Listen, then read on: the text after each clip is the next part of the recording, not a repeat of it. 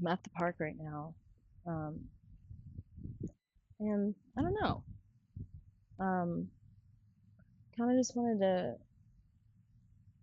talk about addiction from the very complex perspective of an actual addict that's been addicted to multiple things that is like trapped in a loop. And it's just very fascinating how addiction becomes something that is a part of your entire life. I wish there was like a better explanation for it. I wish there was like a way out of it. And some people do make it out. Uh, Not really though, because it's like, hold on, it was getting windy. But it's like once you've accepted and entered into something that you can't control entirely, it's very weird.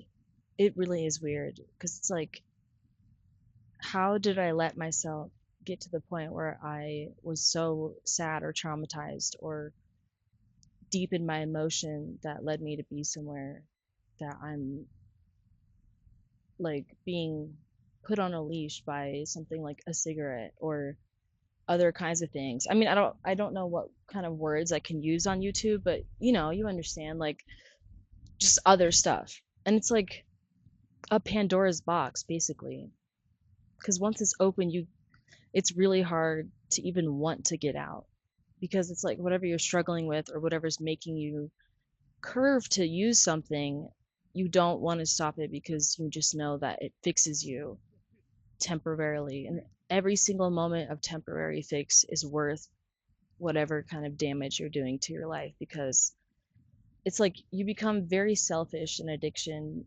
And it's not even like you're intentionally wanting to be like this sociopathic kind of vibe, but it's like in your life, it's like, I don't know, as someone personally, I've been alone a lot in my life, and I feel like maybe a lot of addicts were people that have been alone a lot. And once you've been alone, you kind of become someone that maybe comes off as self-centered, but then it's like then you turn to using stuff to not feel alone and to feel like you can understand your body and your mind, or maybe so that you can dull it out and ignore it and not understand it for as long as you need to. But it's like my entire conscious life I've been using something to ignore myself because I don't know, I think a lot of us feel things very deeply and very strongly and passionately, and it's just hard to experience that all alone, especially if you don't have like a full-on support system or people that really understand you. um, but it's like you have to choose kind of if you want, like mental peace or rational clarity. Because it's like, I think better sober, but I live better high. I live better high. And a lot of people are like, you always have to like do what's best for yourself, do what's best for yourself. And I'm like, this feels like what's best all the time, but it's really bad for other people. And I think that's also what leads to like suicidal thoughts or disrespecting people. Um, because it's so good for you. It's so good for you because you're just living so comfortably in what the DRUG takes away from your everyday life that you think of sober, if that makes sense. I don't know.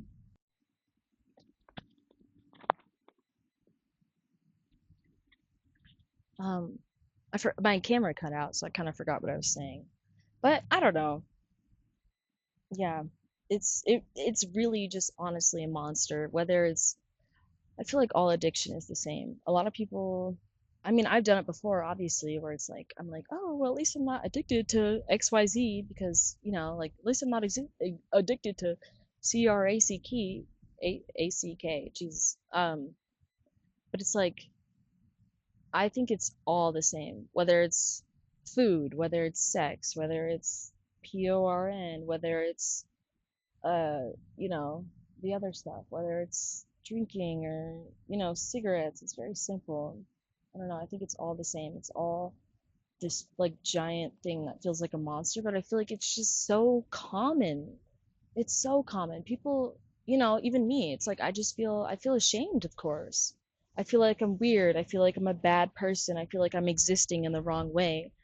But everyone is in a way addicted to something. And of course, you get those people that just somehow were raised very nice and comfortably, where like they've just never struggled with that feeling. Um, but it's so normal to where I'm like, I just feel like it's inherently human. And I feel like for a lot of people that are born or living, it's bound to happen. And I feel like we need to explore how we talk about it and how we feel towards it. And even like the media, fictional or non-fictional, like euphoria vibes, like how it's depicted. I feel like it's depicted in a very like fantasy way or even just like a terrible way. And it is both fantasy and terrible, but it's so common and it's so regular with the people that we are now. It's just an urge. I feel like it's a very human urge at this point. I feel like it's not abnormal. And I feel like it's made to be abnormal because of course it's not comfortable. It's very embarrassing. It's vulnerable. It's like you've lost so much control of yourself to where you can't tell a force to stop, and it's chemical. It's like yeah, it gets to a point to where it's chemical. I don't know what to do when it's chemical, and they try to prescribe you things to help the chemicals, but even the prescriptions don't work because it's like when it's chemical, it becomes spiritual, and it's like now my body feels like it spiritually needs these things, and I don't know. I feel like I'm going in circles right now. But I'm at a really nice park. Anyways, let's move on. No. Um, but yeah, I don't know. And then it's like when you're an addict, you're a person that has done damage to your own life and eventually to others. And when you have reached the point where you do damage to other people's lives, it's like I understand. I was at this friend's house the other day and they were talking about someone that was an addict, and I resonated with a lot of what they were saying about this person, but they were speaking so negatively and so like they were just exhausted of this person. And I get it. It's really valid to be exhausted of a person that is just like under this control that makes them do things that they know in their heart and soul do not want to do. But it was just interesting, like seeing it from a person's. But I noticed the people that are exhausted are the people that haven't been through it. And I feel like that's a lot of the way, life goes like that a lot of the time, where it's like people that don't know your life are upset by it. But it's interesting to be in this group of people that's just extremely disliked and seen as like just pitied. It's hard and weird to be someone that's pitied. Why am I gonna cry? Anyways, moving on. How was your day? I don't know.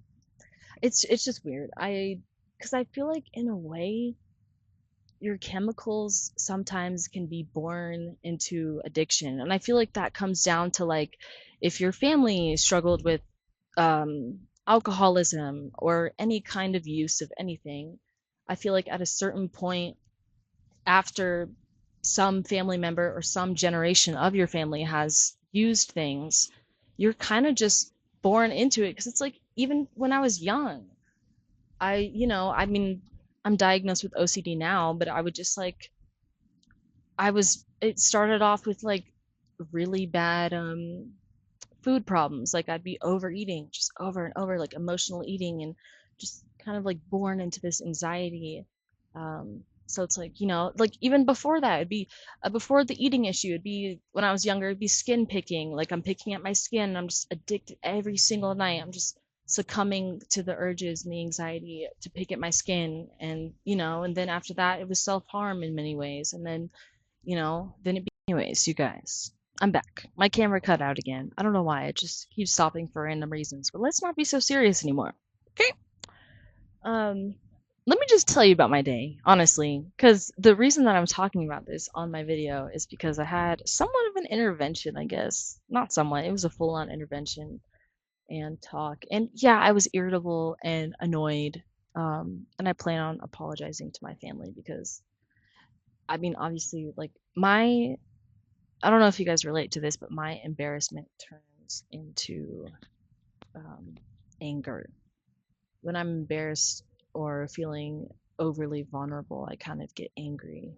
That's kind of I don't get entirely angry when I have like conversations with strangers. Hello, strangers. But do you guys like? I kind of do this thing where like when a conversation is going too well, like I panic. I panic and I just want to leave, and then I get freaked out and I get scared and I get angry. I'm like, oh my god, why is it going so well? Why is it going so well? Because I don't know. Like I've always been awkward with having a good conversation, I think. And like when the conversation is flowing, I get scared unless I'm obviously under the influence. And I think it's so interesting how anxiety can be a gateway to addiction. It's really rude. It's rude. It's rude. And oh, I don't know if I can show that, but it's rude as heck. Oh my God. Okay, I'm back. I had to take a drag. I needed to take a drag. Anyways, but I was so rude to my family earlier, and I feel bad, of course, because, well, I was, a little hungover. I went out to the club. Oh my God, let's move on to this section of sexuality.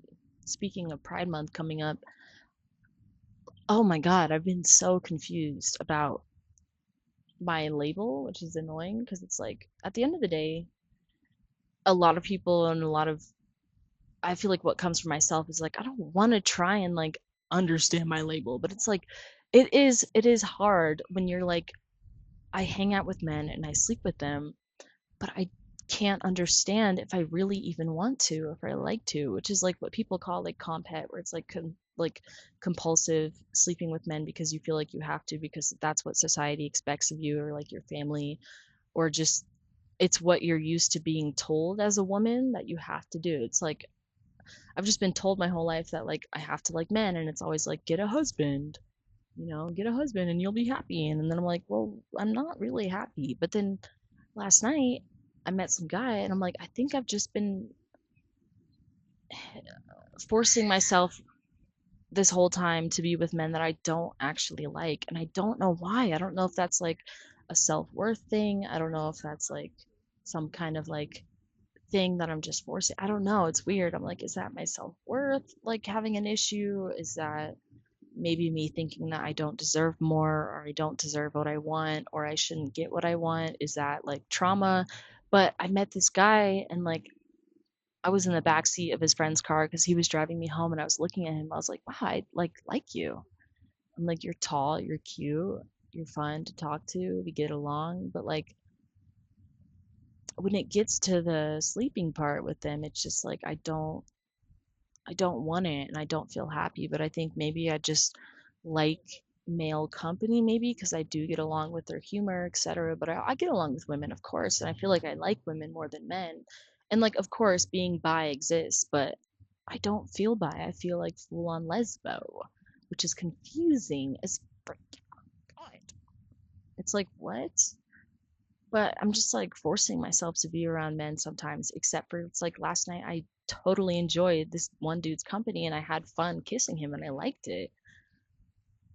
It's just weird. I don't know. Trying to figure out if you're a lesbian as a woman is hard because I feel like it's harder than figuring out if you're a gay man because I feel like being a man, you're allowed to really do whatever you want your entire life and maybe except for crying and being emotional, maybe like, I understand that as a man, you're frowned upon by other men if you're like vulnerable in some ways, but I don't know. I feel like being a woman and figuring out yourself in today's like very conscious age is a lot harder. I'm back. Mommy had to take another drag. But it's like being in such a whoa, hello. Being in such a conscious class of people is really interesting because you're taught your whole life about. Okay, my thing it stopped again because my storage is full. But I feel like in a way, people in history didn't have to be too conscious of a lot. Well, no, because then I think of like Edgar Allan Poe, and I'm like, his mind was so tortured in a way, and he wrote such amazing stories and things, and he felt so deeply. He was in his own like addiction. He was in his own struggle, but I feel like it's like boomers are like, back in my day, I didn't have autism. Autism didn't exist. ADHD didn't. So I don't know. It's like, why was I born into such a wow, conscious class of people?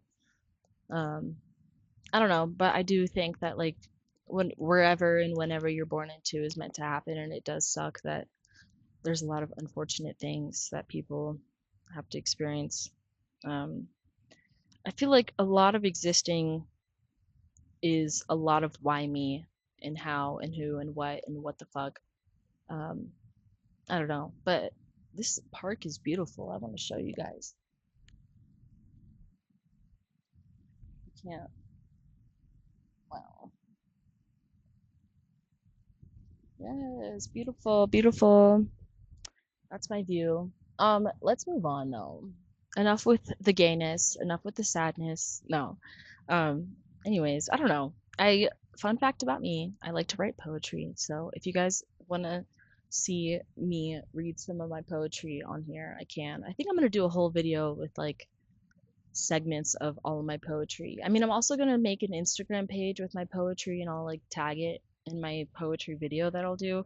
But I love to write. It's like the tortured mind loves to express, and I love that about feeling things. When you really feel things, you just love to express it sometimes. And sometimes it's not pretty, and sometimes it's not poetry, and it's mania and like actions against people and it's actions against yourself, but it's fun. At the end of the day, it pays off to be someone that feels things really deeply and expressively. But I mean, of course, it hurts people and things, but it's kind of beautiful. It's sweet and sour. Anyways, gonna drink some water. Wink, wink. Uh, I don't know. Okay, well, I think I'm gonna listen to music now. But it was fun talking to you guys. So have a have a beautiful day, night, and year. Um, love you guys. Bye.